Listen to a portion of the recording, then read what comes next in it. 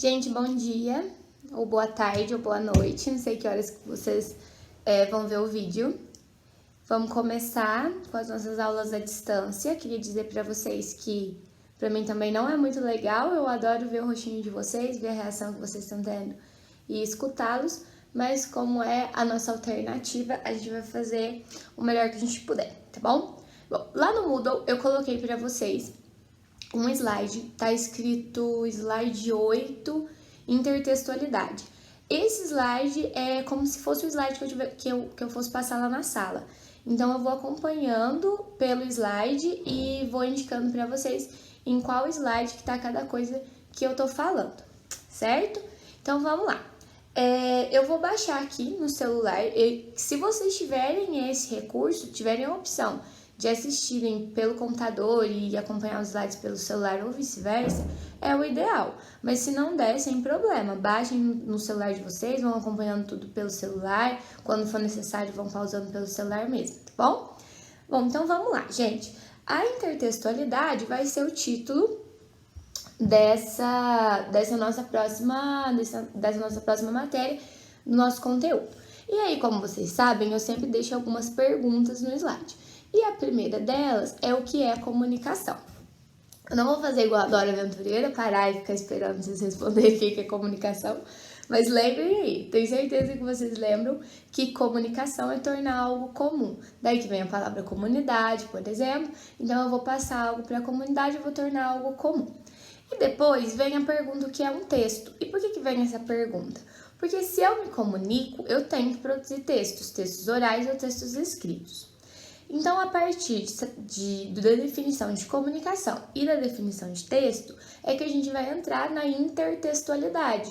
Porque se o texto é esse conjunto de palavras, esse conjunto de frases, a intertextualidade vai ser a relação entre os textos. Inclusive, eu coloquei para vocês uma definição de dicionário para que vocês possam ver como a intertextualidade ela é definida em um dos dicionários. Por enquanto, não precisa anotar, tá bom? A intertextualidade, como vocês vão ver no próximo slide, ela pode ser explícita ou implícita. A intertextualidade ela é implícita quando ela é de difícil identificação, quando requer um conhecimento de mundo maior para que você entre em contato com ela. E ela é explícita quando ela tá na cara. É fácil você identificar a relação de um texto com o outro. Bom, explicando em outras palavras, intertextualidade é quando eu tenho um texto base, é o primeiro texto, mas eu tenho um outro texto que é produzido e se refere de alguma maneira a esse texto base. Então, a intertextualidade é a relação entre pelo menos dois textos. Um texto novo que foi produzido fazendo referência a algum texto anterior, certo? Bom, para ficar ainda mais claro, eu vou mostrar um exemplo para vocês. No slide, deem uma olhadinha, por favor. Tem uma tirinha, é essa tirinha aqui, ó. Nessa tirinha, a gente vê a seguinte história. Ó, todos os dias, aquela velhinha passava na fronteira com sua lambreta e um saco de areia atrás.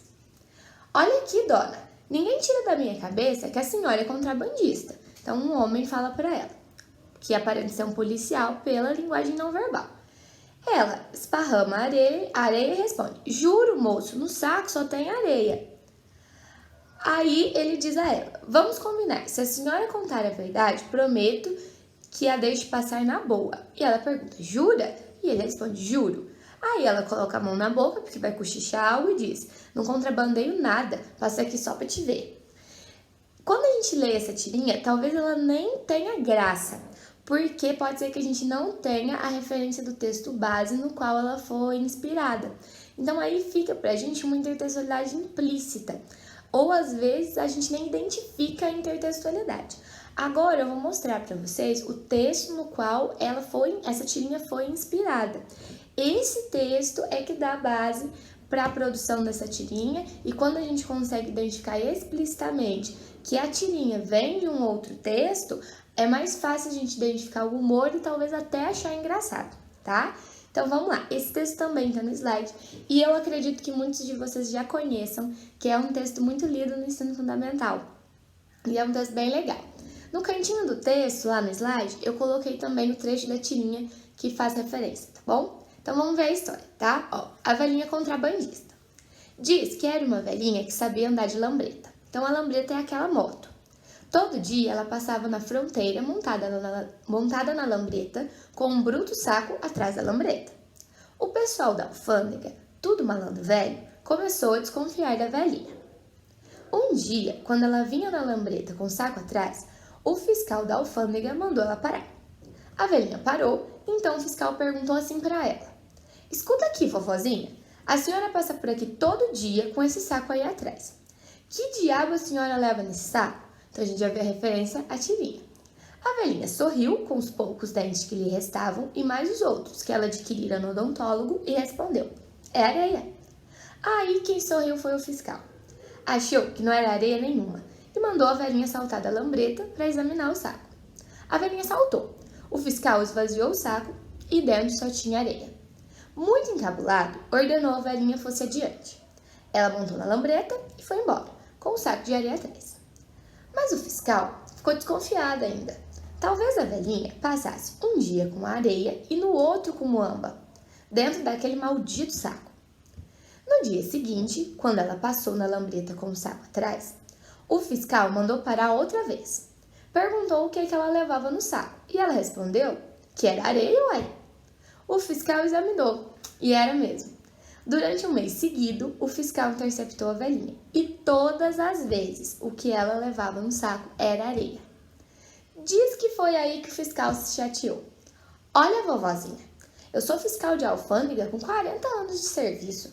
Contrabando, mande essa coisa de contrabando pra burro. Ninguém me tira da cabeça que a senhora é contrabandista. Mas o saco só tem areia, insistiu a velhinha. Igual na tirinha, tá vendo? E já ia tocar a lambreta quando o fiscal propôs. Eu prometo, senhora, que eu deixo a senhora passar. Eu não dou parte, eu não apreendo, eu não conto nada a ninguém. Mas a senhora vai me dizer. Qual é o contrabando que a senhora está passando por aqui todos os dias? O senhor promete que não espalha? Quis saber a velhinha. Juro, respondeu o fiscal. É lambreta. Ou seja, a velhinha passava todos os dias montada numa lambreta com um saco de areia atrás só para disfarçar. Na verdade, o que ela estava contrabandeando era a moto, era a lambreta. Cada dia era uma lambreta diferente. Só que o fiscal estava tão fixado no saco de areia que ele nem percebia que era uma moto diferente. E essa história, ela manda em relação com a tirinha. A tirinha, então, retoma essa história da velhinha contrabandista com um personagem do Will tirando, só que ele coloca a Dona Dolores, que é a personagem, como a suposta contrabandista. Quem conhece a história original, imagina que seja o mesmo final, mas quando percebe é um final diferente, que quebra a expectativa, porque no caso da tirinha, a Dona Dolores passa só para paquerar o policial, só para vê-lo. Quando a gente tem o acesso, então, às duas histórias, compreende as duas, percebe explicitamente a intertextualidade, é que vem o verdadeiro humor da história. Tá pitando um negócio aqui, mas ignore. Quando a gente percebe isso, então, a gente vê o que é mesmo a intertextualidade. É produzir um texto que faz referência a um texto de base. Espero que tenha ficado claro. Gente, eu esqueci de falar no começo. Eu vou colocar, além do slide, um link lá no Moodle que dá acesso também para o slide. Só que vai dar acesso para vocês pelo Drive. Aí vocês conseguem fazer comentário no próprio slide, caso tenha dúvida em algum específico, tá? Aí depois eu vou respondendo.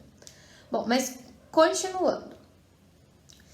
O texto é uma imitação do outro. A tirinha foi uma imitação, uma espécie de imitação lá do texto. Aí a gente vem com essa outra pergunta lá do slide. Por que nós imitamos? Por que nós fazemos isso? Para o Aristóteles, que escreveu esse livro aqui, ó, o Aristóteles é um filósofo grego, imitar é natural. O ser humano imita. Imitar é natural ao homem. Quando Aristóteles fala isso, ele está falando de textos mesmo, principalmente literários. Mas isso vale para qualquer coisa na nossa vida. É natural que nós aprendamos, por exemplo, por imitação. Então, por exemplo, você aprende a falar imitando muitas coisas que os seus pais falam com você. E na vida a gente vai, direta ou indiretamente, imitar muita coisa. quando você vai produzir um texto, mesmo que você não escreva um texto parecido com outro, você vai se inspirar em outro de alguma maneira. Então a imitação ela é natural para nós, seja nos textos ou não. Eu coloquei para vocês verem no slide também um depoimento de um coreógrafo do Balé Bolshoi. Esse coreógrafo, ele vai dizer que quando eles vão criar uma coreografia nova, a primeira coisa que eles fazem é voltar para coreografias anteriores, para vídeos, para gravações, porque o objetivo é que eles vejam que já foi feito de bom e partam disso para criar coisas novas, para criar coisas ainda mais interessantes. Ou no próximo slide vocês vão ver um desenho de um homem que é o Lavoisier. O Lavoisier foi um químico francês e ele tem uma frase muito legal sobre a natureza. Ele está falando da natureza. E ele vai dizer que na natureza nada se cria, nada se perde, tudo se transforma. E nos textos não é diferente. Um texto, então, ele é sempre criado a partir de outros textos. E essas referências vão ficar implícitas ou explícitas, mas sempre vão estar ali no texto que foi produzido. E os grandes escritores, principalmente, eles vão ser grandes leitores, porque eles precisam de uma bagagem muito grande para conseguir produzir algo novo. Então, para vocês, para o grupo de alunos que gostam de escrever, para o pessoal que tem que mostrar poemas, sejam grandes leitores. Vocês só vão ser grandes escritores se forem grandes leitores. E leiam os grandes, porque é junto com eles, conhecendo o que eles fizeram de grande, que vocês vão se tornar bons também. Mas vem ainda essa insistência na pergunta: por que a gente imita? Por que isso é natural? Por que nós fazemos isso? Existem vários motivos. Nós vamos recorrer a outros textos para nos inspirar, para fazer homenagem, para fazer crítica, para contradizer. E eu só vou criar algo novo quando eu tenho uma noção do que já existe. Como é que eu vou criar algo novo se eu nem sei o que já existe, né? Coloquei para vocês no slide também um poema do João Cabral de Melo Neto. Nesse poema, ele vai falar dos galos, que um galo sozinho não tece amanhã. Ele sempre vai precisar de outros galos, vai apanhar o canto de um, passar para o outro. É isso que eu quero que vocês pensem quando a gente estiver tratando, então, de intertextualidade. Que a intertextualidade é pegar um pouquinho de um texto, pegar um pouquinho de outro e ir criando algo novo a partir disso, certo?